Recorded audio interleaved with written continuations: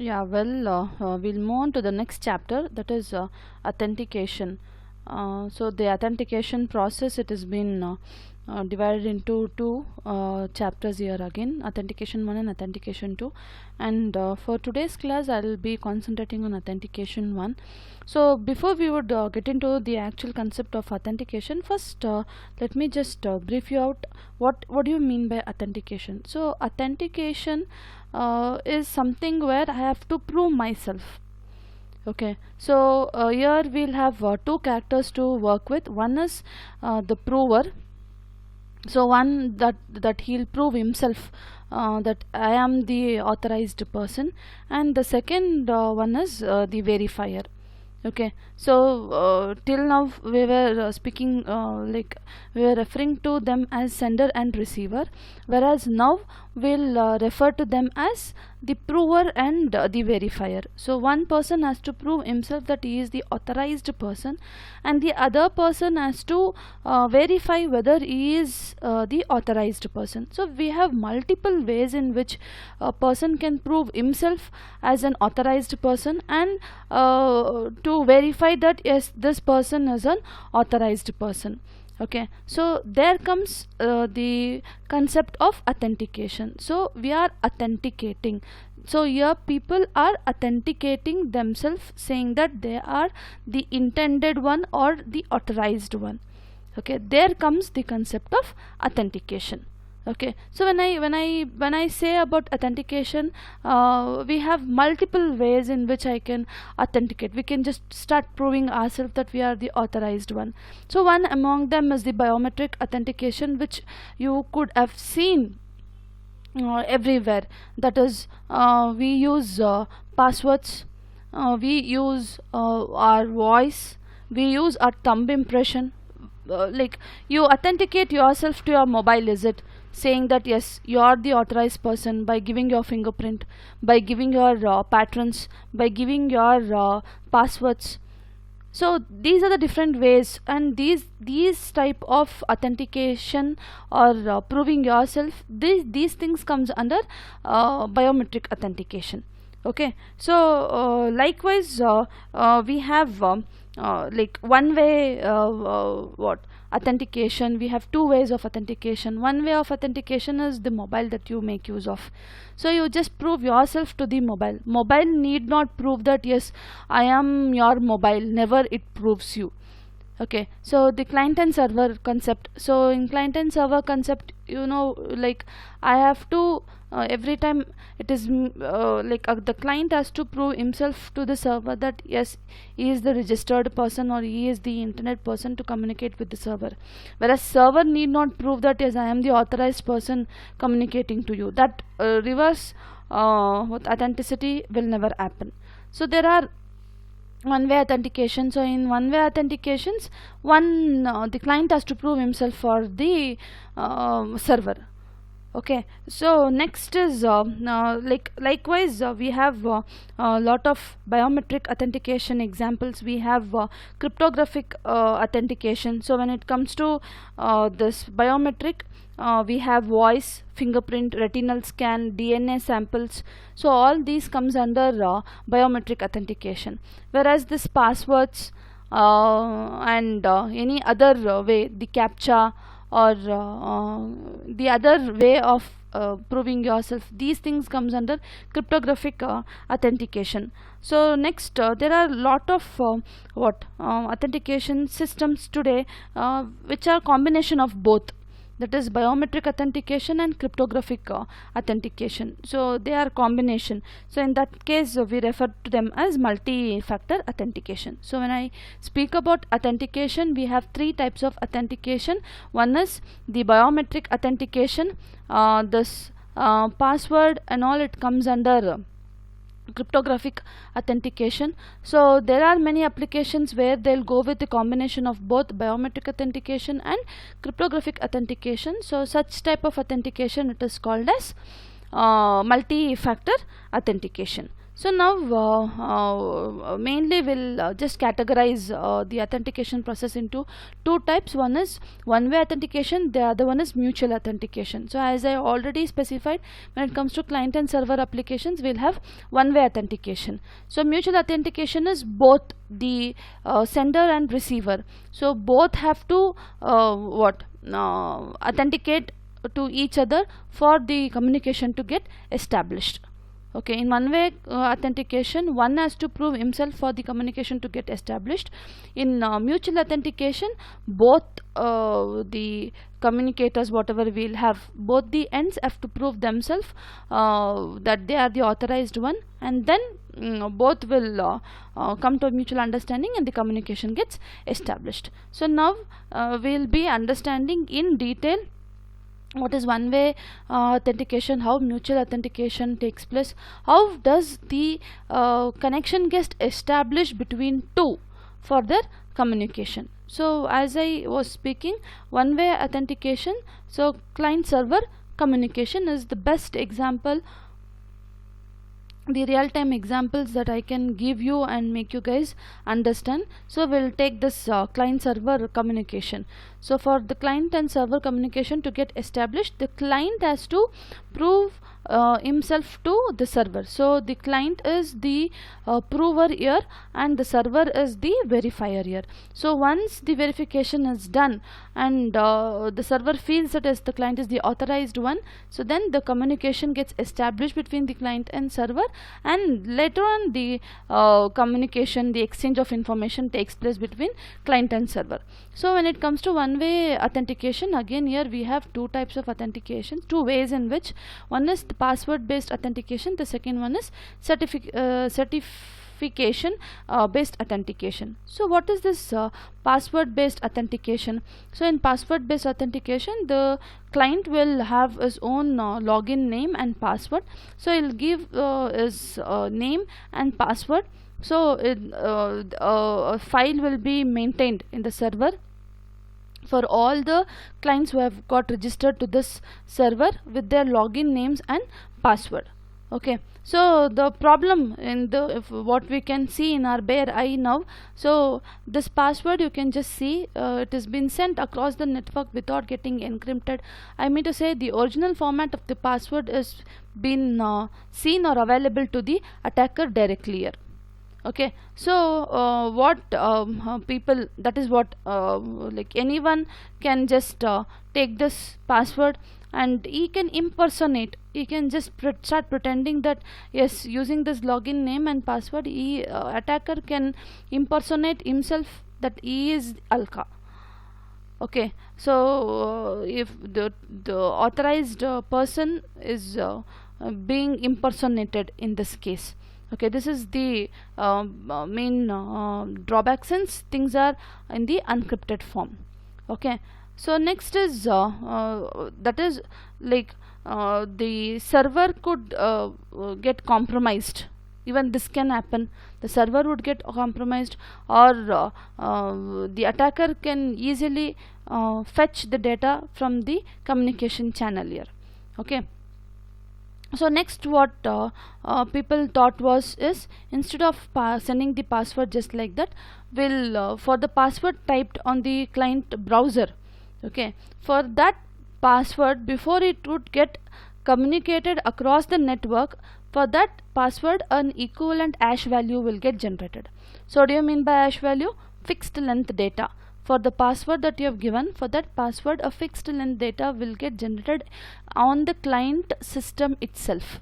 Okay, so the client browser will generate the hash value and that hash value will be sent to the server, and here in the server he'll never store the password. Instead the hash value for the password, whatever it is generated, the fixed length data, so that fixed length data will be stored here. So here again the problem is with respect to the login name, or else a person or the attacker, what he'll do is he'll be least bothered about the password. He'll manage to get the login name and any of the hash value. Once after getting the hash value, he need not bother about the password. For meantime you can just manage with the hash value whatever he has managed to fetch it from the communication channel. So he'll take that password, and using that password he'll continue to communicate with the server. Even this could happen. Okay, so this process whatever I spoke just now, okay, that is called as replay attack. Okay, so I'll repeat what is replay attack. So say if I am the attacker, if Alka is the client who wants to communicate with the server, so what she'll do on the client browser itself, for the login name Alka, for her password a hash value will get generated, and that is sent across the network to the server. I being the attacker, I'll attack the channel, and I'll manage to fetch this hash value. Okay, so now what I'll do, I'll just send this hash value, and anyhow the login name you can see here, there is no any encryption done to this login name, so definitely I'll have that as well. Okay, so I'll take that and I'll pretend to be the Alka, and I'll send the message to the server again, saying that yes, there was a drop in signal, or he couldn't communicate, or this communication could not get established successfully. So for that purpose again he'll perform the login process using this hash value. Okay, so server will never get to know that whether he is the attacker or the intended one. Okay, so this process, it is called as replay attack. So now the question is how to manage, or how to overcome this replay attacks. So for that we have whether the client is genuine or not. So how do the servers check that? For that we have this challenge response protocol. So what is this challenge response protocol is? So once after I'll give my login name and password, and I'll after sending this to the sender, what he does is he'll generate a nouns. Okay, nouns is a 256 bit data. Okay, 256 bit data, a number, a 256 bit data will be generated randomly. Okay, and that data will be sent to the client. Okay, so you'll just send that to the client in the encrypted form, or the 256 bit itself, depending on the process on which you are working with. So the client on receiving it, so it has to send back the same nouns to sender, saying that yes, or proving himself that he is the genuine one. So this is called as challenge response protocol. Okay, so the server is thus able to verify whether the client is genuine or not by checking the previous response. So he'll just see whether he'll get back the response sent by the server. The server will respond to the client, and client has to send back the same response whatever he has received just then. Okay, so okay, fine, then on receiving the response he'll find that the server finds that the client is genuine one. Okay, so what is this challenge response protocol? So you can just see here. Okay, one way authentication using challenge response protocol. So listen here very much carefully. So here we have two people here, A and B. So this A will assume that this A is the sender and B is the receiver. Okay, so what this person does here is, see, so first A will send its identity to B. Okay, seeking the service from this server. Okay, so to check whether A is the request is the request has come from the genuine one, he'll send the nouns. Okay, so this is called as response. So this are a random number. Okay, a nouns, we spell it as nouns. So that is been sent, and this is 256 bit data. Okay, so now for this nouns and the password. Okay, so for this a hash value will get generated. That is the reason why written as function of password and R. So this, for this password, an hash value will be generated, and also this response whatever we have, that response will also be sent along with this. For these two together the function will be applied. I mean to say an hash value will get generated. So on receiving that, this server will again generate an hash value to this, compare these two, so that whether it has been intruded or not. So then you'll come to a conclusion that yes, this this person is a genuine one. Okay, so this is the function. So here you can just see this password is different and R is different. They are not been concatenated. So the problem, whatever we had here, the flaw or the loopholes of this function, it has been overcome in the next method by the concatenation. So the password is concatenated with the nouns, and for this a hash value will get generated, and that hash value is sent later on. Okay, so on receiving for the same password and the response, again the hash value will be generated, and those two hash values will be compared. Okay, so next they thought was, again there was a problem with working with this hash values, or they didn't find that it is an authenticated way. So then what they thought was, next possibility was to go with encryption. So encrypting the response using the password. Okay, so here this A, what it does is it will make use of the password. That password, here the assumption is the password will be known to both the server and the client and the server. So you'll encrypt the password using it will encrypt the nouns, the response, the random number by using the password, and it will be sent to B, and the server again make use of the same password to decrypt and see whether the same response or the random number is sent back, whether the person A is genuine or not. Okay, so next again they found that again there is a problem with this method. So then what they thought was, so instead of having this method, so next they thought of having next they thought of using this client will send the response encrypting using the password. So A and B, again here the assumption is both will be aware of this password. So using that password, A will decrypt it, and the decrypted response will be sent. Even if the the attacker will manage to get this response, it is nowhere use, because this response was just to challenge the client whether it is a genuine one or not. Okay, so these are the different methods that are used. Okay, so you can just use a function, and that function is applied to both of these and send the response, or you can rely on the hash value by concatenating the password with the response, or else you can rely on encryption methods what we have, where the assumption here is the password is known to both the client and the server. So instead of encrypting, instead of the response getting, because see the problem here is, here if the attacker managed to get the response, so then he can manage to get the password and prove that the attacker is the genuine one to the server.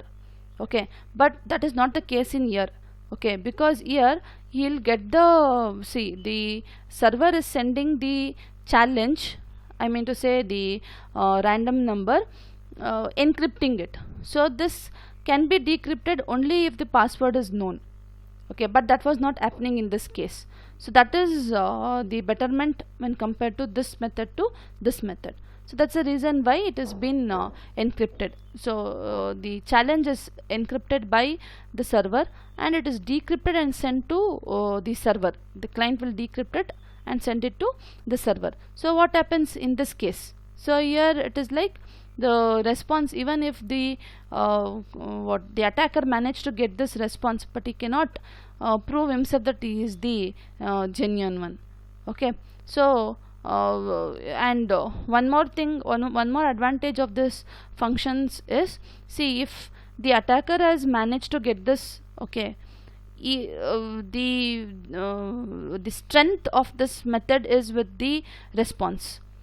See here we the person might have the password and this response, like the attacker has managed to get some n number of this functions, password with R1, R2, R3, R4.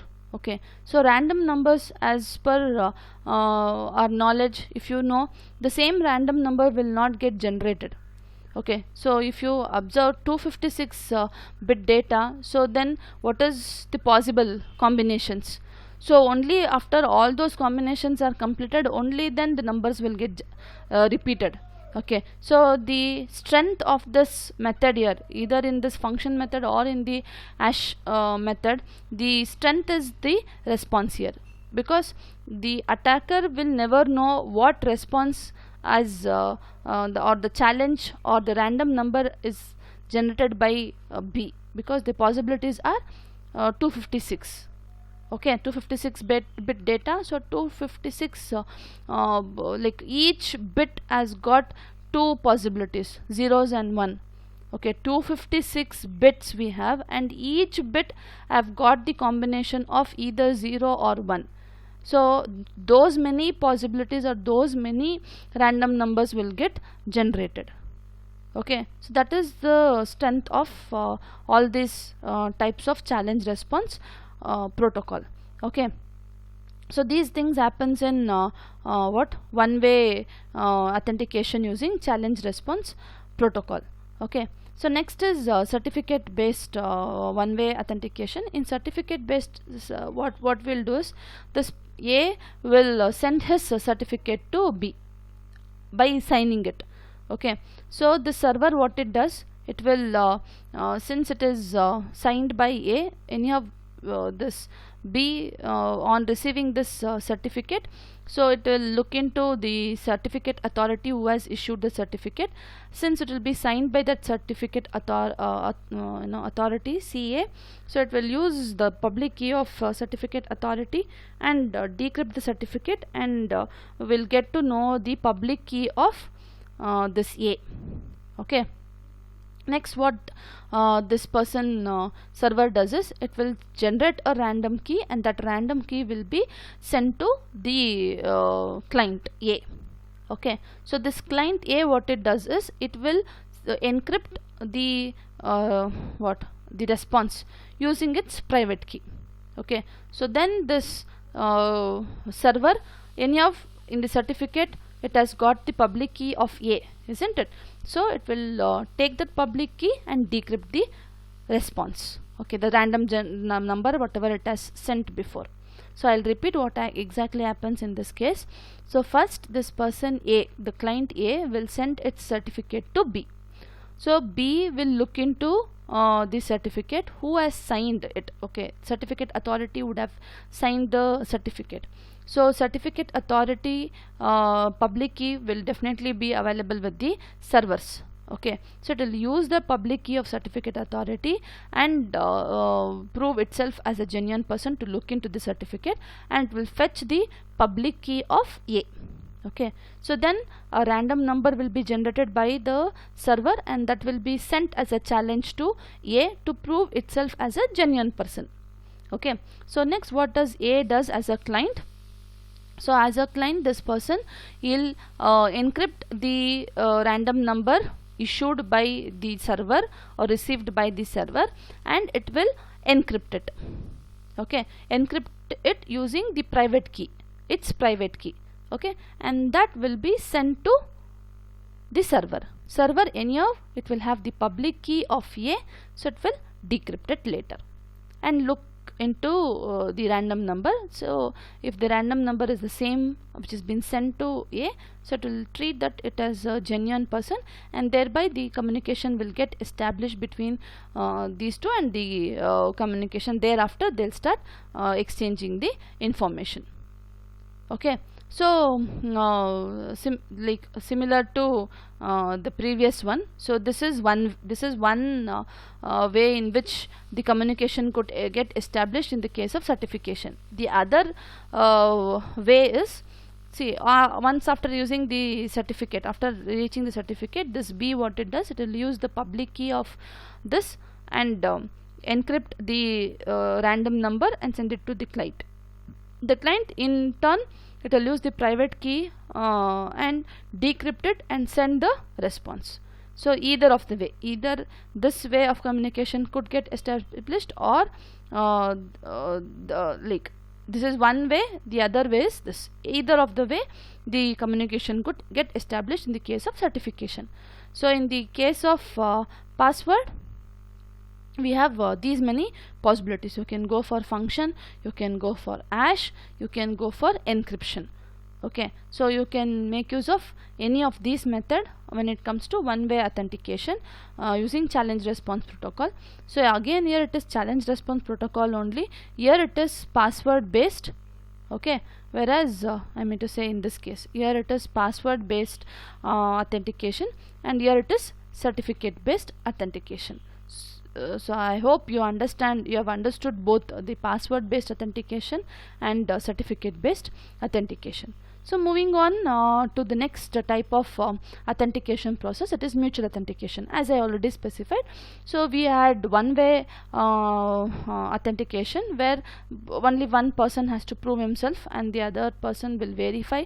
But here in mutual authentication, we have where both the end users, I mean to say both the sender and the receiver, have to prove themselves. So both communicating parties have to authenticate themselves to each other. So again, here we have four different ways. Okay, four different ways in which the communication could get established between two communicating parties.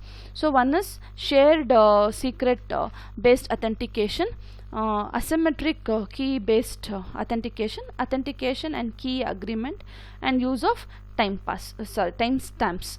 So first see, in all these four, I'll tell you what method is being done. So first I'll be explaining you the the overview of the authentication process. Okay, so a flawed protocol, flawed in a sense, a protocol where we can find certain mistakes. Okay, so how those mistakes are being encashed by the attacker, we'll see that. Okay, and next we'll see how to overcome the weakness of that protocol can be overcome. In all the four methods, I'll be explaining the same thing. So first, coming to shared secret based authentication, is both the communicating parties will have a shared secret key with them. Okay, so that is what in shared secret based authentication. Okay, so both here the sender, the two communicating parties A and B will be aware of this K, session key. Okay, session key or the shared secret based. Okay, so in this case, what exactly what is happening here is the sender A will communicate its identity. Okay, along with communicating the identity, it will also send the random number. Okay, so a random number will be generated by A, and the same thing will be communicated to B. Okay, so B, on receiving it, okay, so it will encrypt this random number that has got generated, and a new random number will be generated by B, and it will be sent to A. So what A does, it will decrypt this encrypted random number, and it will check whether the same has been sent back. Okay, the challenge response. Okay, and it will encrypt this random number that is being generated by this B, and the same thing will be sent. Okay, so what is the problem with this is, see, you can just see here we have A, B and the C. C is the attacker here. Okay, so what this attacker does is, he'll manage to, or he'll pretend to, he'll not manage, he'll pretend to share the identity. See here, A is the identity, and simply a random number he'll generate, and he'll send that to B. So here the C is impersonating A. Okay, so what does B does? B will send the response. He will encrypt this, and he will also send his random number. So what this B does is, he will not do anything. Okay, so I mean to say, he will not decrypt or he will not do anything as such. Instead, whatever he has got the response here, so that response he'll convey to A. So he'll also be aware of this B. Okay, so this person attacker, he is aware of this both A and B. Okay, he know the identity of both A and B, but he wants to snoof the communication details between this A and B. So for that purpose, what he does, he'll send the B identity and whatever the random number that he has